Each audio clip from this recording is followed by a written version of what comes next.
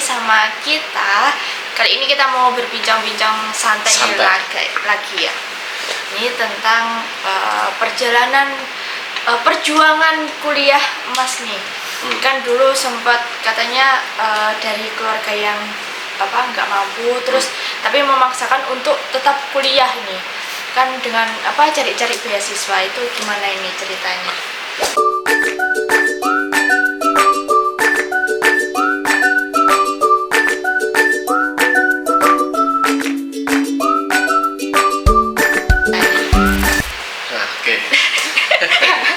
Ini apa namanya? Gerak-gerakmu? Ya sini nih, agak sini nih. Oke. Nah, nggak punyanya apa nih? Nggak punya gimana nih? Ya Mas gimana? Nggak punya apa dong? Kan pasti menjelaskan. Ya. Jadi nggak punya itu artinya miskin. Miskin tuh secara finansial. Jadi aset juga nggak punya nih. Aset tuh nggak punya. Jadi orang tuaku, ya, orang tua kita jadinya. Iya. Ya ngaju. Oh iya. Itu sawah nggak punya. Sawah nggak punya. Jadi yang dipunya itu hanya satu petak ya, tanah lah, tanah dan itu ada rumahnya, ya, rumah pesanannya lah.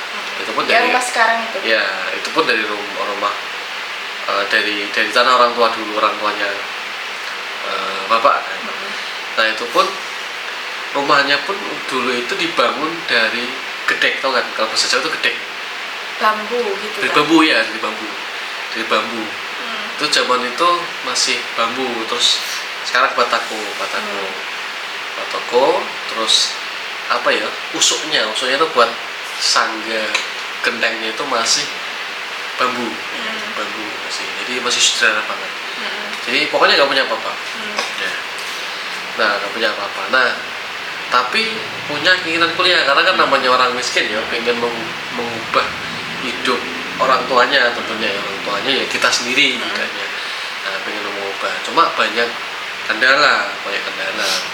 Nah, waktu itu awal pengen kuliah itu waktu PSG, kalau dulu tuh namanya PSG itu apa ya, kalau sekarang tuh pokoknya kayak PKL lah. PKL lah. Pekerja. Ya. Pokoknya kerja di perusahaan. Iya. Pokoknya kerja praktek lah, kerja praktek di waktu perusahaan dulu di Sidoarjo dulu. Yang di Buluh.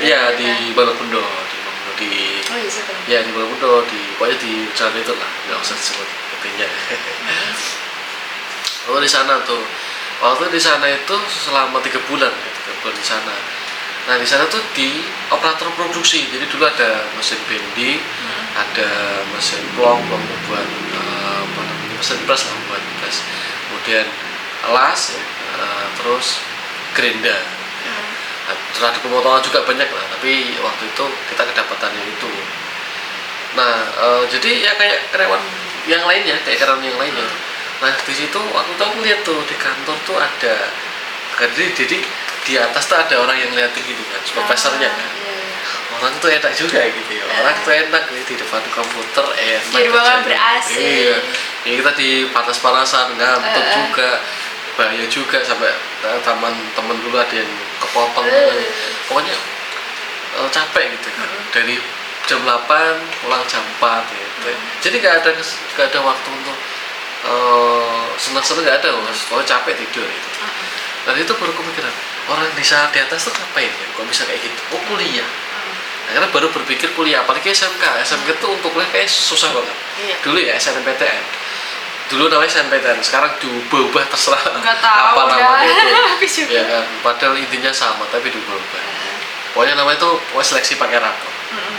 Satu SMK aku dulu di SMA negeri betul. Itu nggak ada yang lolos sama sekali. Nggak ada yang lolos sama sekali. Padahal diperjuangin waktu itu kan input nilainya siswa itu. Hanya ya aku bantuin guruku kan waktu itu. Ya, nggak ada yang keterima sama sekali. Nggak ada yang keterima. Nah, setelah kan akhirnya SBMPTN. SBMPTN. Terus SBMPTN nggak keterima juga.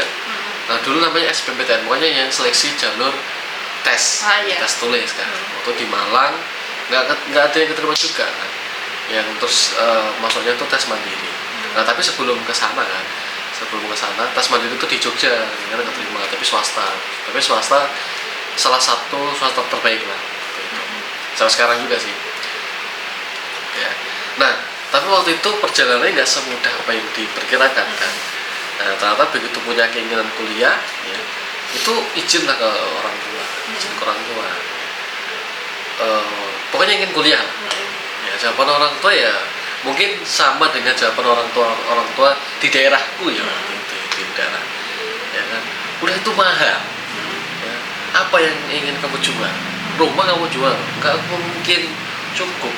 Jadi realistis saja, orang tua realistis saja. Cuma kan dari situ akhirnya nyari beasiswa. Waktu itu ada beasiswa dari namanya, kalau di Nganjuk itu dari Sanlat. Sanlat itu pesantren kilat. Jadi pesantren sekaligus kita nyantri sekaligus isinya itu persiapan untuk kuliah. Persiapan untuk tes mandiri. Tapi nanti dibimbing sampai lulus, dan memang dikhususkan untuk santri-santri di Nganjuk kan, santri NU tuh di Nganjuk. Tapi nggak NU juga, teman-teman yang mau sekolah di Muhammadiyah juga bisa masuk kan. Nah yang pengen kuliah dan fokusnya ke beasiswa bidik misi waktu itu, kalau sekarang KIP. Kita tuh diubah, padahal konsepnya sama sebenarnya. Nggak penting mau diubah kayak gimana, nggak penting gitu. Kenapa sih dengan satu nama itu nggak bisa gitu. Jadi dulu namanya bidik misi. Jadi beasiswa untuk orang-orang yang tidak mampu. Nah waktu itu kurang pede juga, karena kan aku ngerasa nggak pinter juga gitu, nggak pinter amat lah ya. Ya termasuk ya biasa lah, kalau orang itu ya biasa aja lah, bisa pun karena maksa aja gitu kan. Biasa. Apakah bisa? Sedangkan biasanya beasiswa itu hanya untuk orang yang pinter. Tapi ternyata karena kalau kita lihat ya bisa gitu. Nah agak kesini gitu. Nah kenapa pengen kuliah waktu itu, karena waktu itu kan pengen lah ya, waktu itu kan teman-teman kan kalau di daerahku ya, waktu itu deskripsi sukses itu ketika bisa menjadi pejabat, bukan pejabat, menjadi ASN kalau sekarang, atau ASN kalau sekarang, pokoknya pegawai negeri lah. Itu deskripsi dari khususnya di daerah waktu itu. Cuma memang orang tua itu waktu itu sudah menghentikan dulu, jadi tidak memberikan peluang untuk mencoba dulu. Jadi diginiin, kamu nggak punya sawah, orang-orang itu jual sawah. Ya meskipun kita tahu lah, maksudnya ya pasti ada ya, tapi kan ada yang murni kan, pasti kan ada, nggak mungkin semuanya seperti itu kan, enggak. Nah cuma kan di daerah itu orang tuanya kan, anakku jadi ini tak jual sawah ini. Jadi kan kesannya kayak susah. Akhirnya karena mempercayakan orang tua itu sangat susah, akhirnya coba yang peruntungan lain lah. Akhirnya kuliah nggak begitu semudah itu ya. Jadi belajarnya juga tiap hari, ya kan, tiap hari itu tiap malam setiap subuh tuh setiap jam 3 malam tuh bangun untuk belajar. Apalagi anak SMA, karena anak SMK tes yang tertulis di SBMPTN tuh itu rata-rata pelajarannya SMA bukan SMK. Jadi kita sebagai anak SMK itu harus 2-3 kali lipat lebih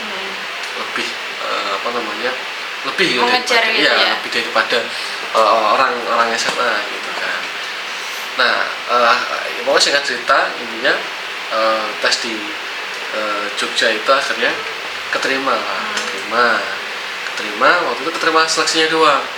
Terus keterima, kan kalau di beasiswa itu kita masuk tes dulu, ketika tes masuk baru disurvei ini orang beneran miskin nggak nih, karena bidik misi kan, karena bidik misi. Karena ada beberapa orang ya fotonya itu nggak ada mas sendiri. Kalau aku pasti lolos orang. Kalau bidik misi itu berarti orang kampusnya itu langsung datang ke rumahnya atau cuma foto doang? Maksudnya melalui foto aja? Kalau kampusku waktu itu perwakilan, jadi perwakilan mahasiswa angkatan di atas kita yang terdekat. Nanti mereka yang datengin kita, nanti mereka yang survei, yang foto keluarga, foto diri, rumah dan sebagainya. Nah kalau aku yakin lolos. Kalau segi rumah, orang kurang miskin apa? Kurang miskin apa? Iya, terus kurang miskin apa? Jadi miskin kan. Kayak dulu itu masih tanah, itu sempat masih, pokoknya waktu kuliah itu masih tanah, masih lantai alami dari Allah. Inilah karena alami. Jadi pokoknya masih yakin lolos. Ada beberapa teman tuh dia fotonya di kandang kata sapi. Tapi itu nggak baik lah, intinya harus jujur. Iya. Kalau memang mampu ya harus memampukan, kalau nggak mampu ya nggak mampu gitu ya. Oke. Nah waktu itu keterima kan. Nah itu banyak orang-orang sekitar tuh nggak ya apa ya nggak terima lah kalau aku keterima beasiswa gitu kan. Pringgo tuh bisa kuliah karena dia bawa, karena Bawa itu apa? bawa itu maksudnya ada orang dalam. Oh. Padahal jelas-jelas tes, ya kan? Jelas ada nilainya, jelas tes sana sendiri juga, ya, meskipun ada rombongan beberapa teman-teman kan, ya. Bener-bener tes gitu, nggak ada orang dalam. Ya, orang dalam itu hanya kakak tingkat kita yang pernah tes di sana juga, tapi kita ya ngikutin seleksinya, hanya relasi aja. Gitu kan. Itu karena kalau bukan karena dia nggak akan bisa lah. Gitu. Karena apa ya, kalau di daerahku itu karena mereka berpikir apa-apa itu bisa dibeli, ya apapun bisa dibeli, itu nanti ada segmennya sendiri. Apapun bisa dibeli, jadi kalau ada orang yang bisa tanpa apapun ya tetap dianggap pasti ada ini. Gitu. Nah akhirnya keterima, jadi begitu keterima baru bilanglah ke orang tua, akhirnya orang tua akhirnya nyupport support setelah tahu kalau benar-benar ada kuliah tanpa Bayar. Tapi itu perjalanan awal, setelah keterima itulah perjuangan sesungguhnya. Wah. Itu perjuangan sesungguhnya. Ya dulu nggak segemuk sekarang, dulu udah istri kan gemuk. Oh dulu waktu kan di Jogja ya, di kampus Universitas Islam Indonesia di Yogyakarta, jurusan tadi mesin. Jadi kan melanjutkan SMK teknik mesin dan SMK teknik mesin, lanjut S1 teknik mesin bidik misi.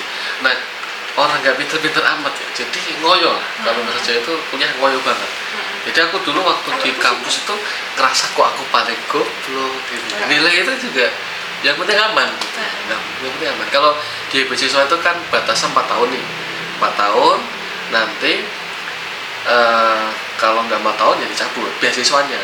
Dan nilainya harus 2,75. Kalau IPK 2,75. Kalau di bawah itu cabut. Tapi dikasih kesempatan 3.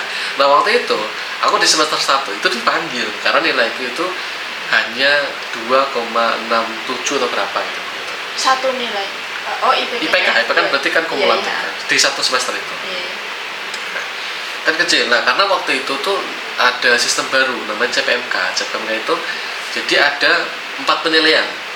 Nah 4 penilaian ini kalau penilaian 1 lolos, namanya katakanlah nilai 1 100, yang CPMK 2 100, yang ketiga 100, nah yang keempat katakanlah 50, kita nggak lulus. Nilai atau langsung otomatis F. Otomatis kan mengganggu mengganggu nilai kan, nilai kumulatifnya kan. Nah itu kan bagi kita yang beasiswa kan sangat mengganggu kan. Pasti kita akan nilainya kita kan pasti jeblok, ya kan, karena langsung F. Padahal kalau dikalkulasi ya pasti ada nilainya, F kan 0. Karena harus ada kalkulasinya kan. Iya. Pada waktu itu pernah juga, jadi nilainya itu kalau dikalkulasi itu sudah B lah, ya, B plus. Tapi karena ada satu CPMK yang nggak lulus, karena 50 gitu, ya langsung F. Padahal B plus. Padahal kalau nggak remedial nggak masalah, akhirnya harus remedial. Nah itu coba mungkin A gitu. itu dulu. Nah waktu itu tuh dipanggil tuh jadi titik terberat ya. Karena wah ini yakin nggak nih bisa langsung bisa lulus nggak nih, bisa lulus nggak, baru pertama kuliah semester 1 udah dipanggil. Ya kan, wah ini itu udah bener-bener stres, pokoknya udah pusing lah seterusnya. Tapi akhirnya di semester 2 itu bangkit, betul-betul bangkit. Bangkitnya itu waktu itu aku belajar dari jam 2 malam. Jadi jam 2 malam aku bangun untuk belajar semua materi yang sudah disampaikan di di kampus tuh aku pelajari semua. Pelajari dari jam 2 malam ya. Biasanya aku juga nyari soal-soal dulu kayak latihan-latihan soal ujian dulu gitu kan, biar mungkin bisa mengerti polanya gitu kan. Pokoknya mulai semester 2 itu betul-betul kalau orang lain sekali aku harus 2-3 kali lipat karena aku udah telat nih. Karena kan SMK nih, yang lain kan pada SMA beda nih.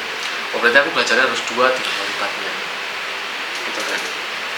Nah, udah apa.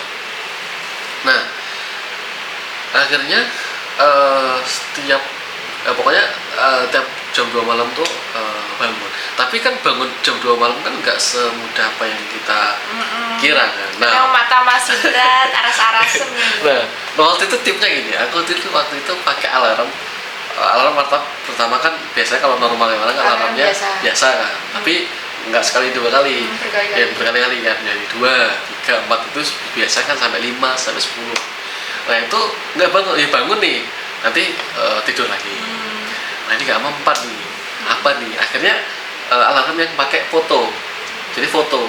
Waktu itu foto apa ya? Pokoknya di bawah itu foto. Begitu kita foto, berhenti ya. Tapi kok masih tidur lagi? Akhirnya foto yang tak taruh di atas, biar pokoknya aku bisa berdiri nih. Foto di atas. Alarmnya masih bisa berdiri, duduk lagi, tidur lagi. Akhirnya pakai alarm yang bukan akhirnya masih ada alarm matematika, jadi ngerjain matematika gitu. Karena terlalu mudah kan, cepet tidur lagi. Akhirnya cari yang susah, jadi harus buka rumus. Tapi tetap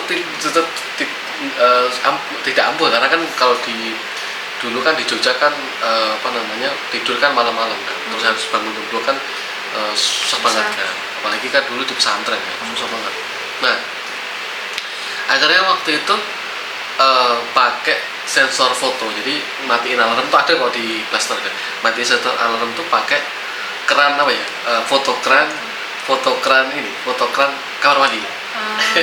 Jadi langsung ke kamar mandi biar langsung cuci muka. Iya, itu beneran, itu kisah beneran, saking pengen bertahan hanya untuk selamat aja, nilainya selamat biar nggak dicabut kan. Ya pada akhirnya kan bisa lulus tepat waktu kan.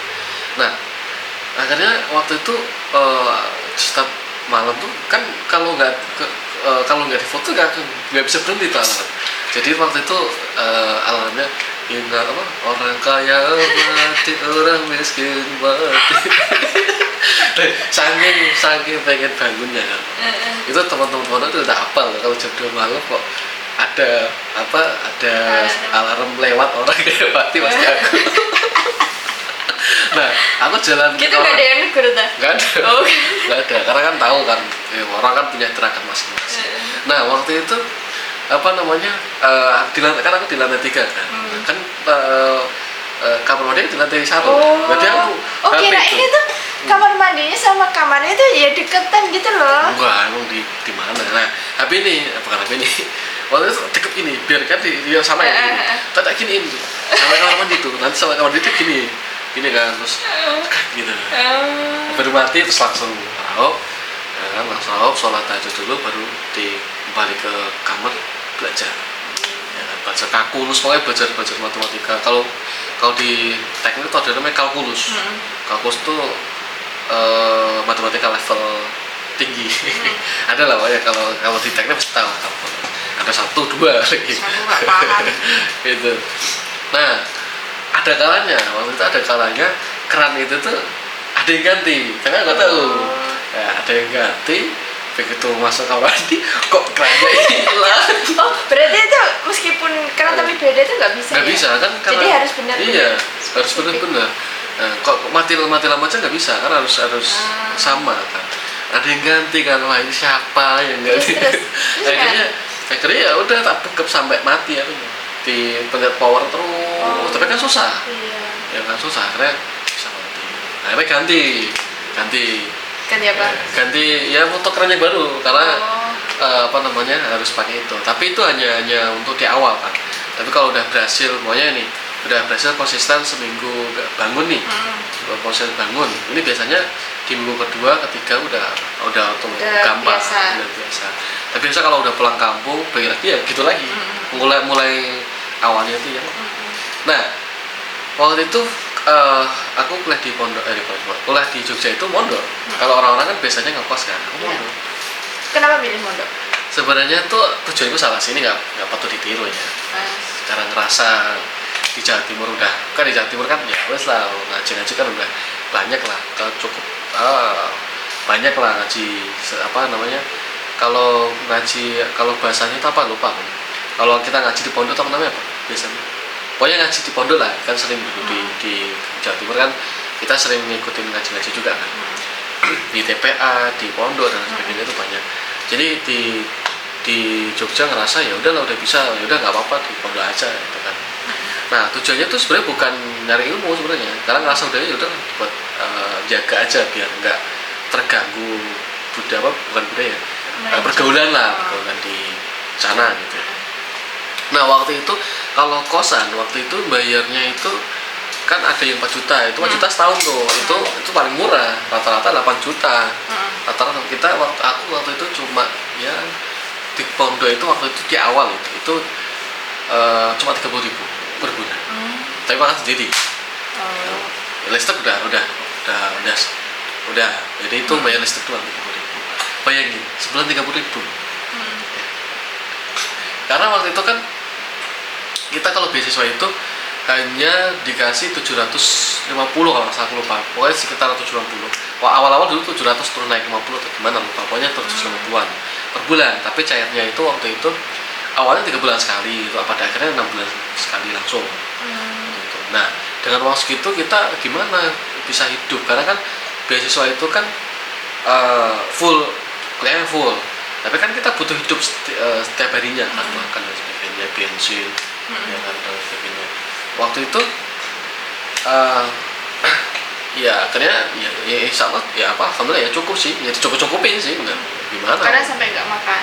Ya kalau nggak makan sih enggak sih, kalau di pondok itu biasanya sedang ada tahlilan, sedang ada kayak diundang ke luar itu dapat sarung dan sebagainya. Gitu. Tapi waktu itu di Jogja itu makan sehari sekali, beneran sehari sekali. Kenapa? Sebelumnya malah puasa, karena ya ngirit tadi, gimana uang cuma sebulan segitu kan. Kita mau nggak mau harus tetap hidup kan. Ya udah makan sehari sekali, beneran. Nah makanya waktu itu siang itu lewat dari jam 1. Karena kalau pagi pasti sorenya lapar. Jadi biasanya jam 1, jam 2 itu baru makan. Karena kan kuliahnya kan aku biasa ngambilnya pagi semua. Nah setelah itu kalau lapar ya tidur, nunggu sampai besok lagi. Itu beneran di Jogja itu waktu itu sehari makan sehari sekali, karena biar cukup tuh. Bayangin sehari sekali, ya kan. Akhirnya jadi kebiasaan sampai sekarang pun kalau sehari nggak makan ya bisa, karena waktu itu aku mikir gini, orang puasa aja bisa kok kan, sehari sekali, jarang sahur juga bisa gitu. Ya kan, kenapa nggak bisa gitu kan. Tapi waktu itu sering puasa juga, pokoknya kalau nggak ada duit ya puasa sehari Kamis, saking pengen bisanya gitu waktu itu. Nah waktu itu di pondok bawa motor tuh ya motor Supra Fit lah. Kalau orang-orang daerah aku tuh dulu pada malu motor Supra Fit, sampai teman bilang masih ada ya motor kayak gini, Supra Fit 2004 tuh. Ya kan, orang-orang pada pakai mobil, aku pakai Supra Fit 2004. Ya kan, itu dari zaman SMK pakai itu, teman-teman pakai Vision waktu itu. Kalau nggak ada motor nggak mau sekolah kan. Wah aku udah sendirian naik motor Supra Fit. Supra Fit ya kan. Itu pun dulu bawa belinya bekas kan. Supra Fit 2004. Kalau aku ngapain gengsi sih gitu kan. Ya udah. Dan itu tak naikin dari Nganjuk ke Jogja naik motor 5 jam. Naik Supra, Supra Fit, tapi irit banget sudah Supra. Iya udah irit banget. Gitu kan. Tapi ya udahlah, tidak dijual. Jadi ya sangat ya gimana ya, saking pengen bisanya itu ya apapun ditempuh gitu kan, Tapi ya banyak orang ya pasti ngeremehin kan. Kalau ada orang yang bisa tuh nggak terima, terus ke orang enggaknya tuh kamu enak kuliah gitu, dikiranya ada yang bayar dan sebagainya. Padahal mereka nggak pernah melihat bagaimana belajarnya, bagaimana perjuangan untuk bisa kuliah aja itu seperti apa gitu kan. Makanya yang kuliah dibayarin itu bersyukur gitu, ada orang tuanya yang bisa nyanggupin. Kayak aku ya, kalau aku gagal aja udah gimana, orang tua nggak mungkin bisa, rumah dijual pun nggak akan cukup ya kan. Orang lihat teman-temanku ada yang bayar, ada yang 20, 30 di awal bayar ya, bayar 30 juta per bulannya itu 8 juta ya teman-teman. Aku nggak tahu, soalnya nggak tahu makanya baru berapa, nggak tahu, orang nggak pernah bayar gitu. Tapi ada tagihannya per bulannya ya, bukan per bulan ya, per semesternya sekitar 8 kalau teknik gitu kan. Ya, tapi detailnya nggak tahu. Berarti aku bayarnya itu kalau ada remedial tuh bayar sendiri. Berapa itu? Kalau remedial aku lupa, pokoknya lupa aku bayarnya. Ratusan ribu. Tergantung SKS-nya. Tapi kalau teknik itu pasti remeh. Teknik itu paling kalau di kampus ya itu susah banget nyari nilai apa namanya, nilai itu sangat susah. Jadi dari nilai itu susah minta ampun. Tapi ya itulah perjuangan. Makanya waktu skripsi itu benar-benar nangis. Itu kalau videonya pengen lihat lah. tapi di dosenku yang apa namanya, masih ada nggak ya? Pasti masih ada. Pengen itu tahu. begitu dinyatakan waktu itu covid jadi memang by Zoom 2021 ya. Jadi by Zoom. Waktu itu kan waktu corona kan waktu itu masih ada acara di kampus juga kan di Ngelanggeran. Waktu itu acara kampus dari kemahasiswaan. Jadi kita tuh kalau beasiswa itu ada acara gitu dari kemahasiswaan. Intinya supaya anak-anak beasiswa berbeda lah sama yang lain gitu dari soft skillnya. Itu pulang tuh ya 2021 balik untuk skripsi terus lulus itu kan. Itu by Zoom waktu itu. Jadi setelah dinyatakan lulus itu nangis apa? Dulu tuh nggak pernah bayangin bisa kuliah. Karena ya nggak punya apa-apa, bahkan kuliah itu kayak hanya hayalan. Kita lihat orang bisa kuliah itu hanya hayalan. Tapi aku yang anaknya orang nggak punya gitu ya nggak punya apa-apa lah, orang aset aja nggak punya. Sekarang kayak kerja orang tuh hanya dulu tani, ibu kan bertani, sawah nggak punya, ya kan. Bapak kuli bangunan, awalnya dulu kuli bangunan, sekarang tukang bangunan. Itu pun ya serabutan, kadang-kadang enggak. Ya kan. Gimana buat hidup aja kurang, buat hidup aja lah kurang. Beli motor aja nggak bisa. Gitu. Ya kan. Ya paling bisa ngutang. Apalagi kuliah, terus biaya hidup di Jogja. Coba, gimana caranya? Nggak mungkin. Dan makanya begitu lulus ya alhamdulillah gitu. Meskipun aku tahu dari dulu tahu kalau kuliah itu bukan penentu kesuksesan, enggak. Tapi dengan kuliah itu aku yakin bagi orang lain kan beda. Bagiku satu-satunya cara untuk lepas dari kemiskinan. Karena dengan kuliah itu aku jadi tahu pola pikir yang salah yang harus aku perbaiki supaya bisa memperbaiki ekonomi keluarga itu seperti apa. Pola pembelajaran yang baik itu gimana nantinya, bagaimana bisa meningkatkan finansial itu gimana. Ya gitu. Jadi kuliah itu bukan penentu kesuksesan, tapi dengan kuliah itu membesar kesempatan untuk sukses. Ya sukses itu nggak ada, karyawan sukses nggak ada. Ya nggak ada, pasti kalau nggak pengusaha ya investor, gitu kan. Nah, cuma kan investor itu kan ya harus punya modal dulu. Ya kalau orang nggak punya modal, invest utang orang tua atau ngambil duit orang tua, investornya kripto lagi. Ya, investor harus uang tinggi artinya kalau belum punya apa-apa itu harus kerja dulu ikut orang, terus usaha gede baru uangnya berjalan. Jadi memang proses seperti itu. Itu kan aku tahu kan karena kuliah. Ya itulah sedikit perjalanan dari orang yang nggak punya ya pada akhirnya bisa kuliah. Mungkin ini tidak niat memotivasi, tapi ini sharing aja, sharing pengalaman.